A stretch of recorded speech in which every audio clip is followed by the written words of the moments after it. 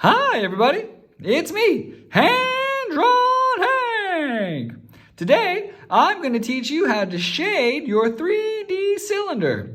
Before we start, if you like what you see, please don't forget to subscribe. Okay, now you should already have this cylinder right here drawn on your paper. If you don't, go back to the other video, watch it real quick and draw yourself a cylinder. Here we go.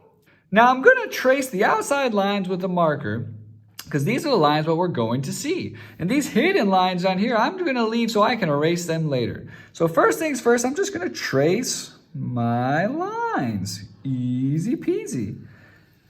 And tracing these lines really shows the shape we'll see. There we go. Now I'm just going to erase these dashed lines because we're not going to see those. And now it's time to start hatching and cross-hatching to show that shadow.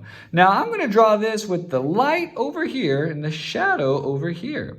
And the way this is going to work is I imagine a line down the middle and that's where my shadow will end. So first I'm just going to draw some thin curved lines there. Next we're going to draw some vertical lines, but we're going to step over a notch and go right here. Good job. Now I'm going to come a little farther closer to the edge and I'm going to draw some diagonal lines. Good job. And now I'm going to do one more set of diagonal lines the other way, but right next to it on the edge here. Voila. And just like that, you guys have shaded your cylinder. Good job. And this has been Hand-Drawn Hank.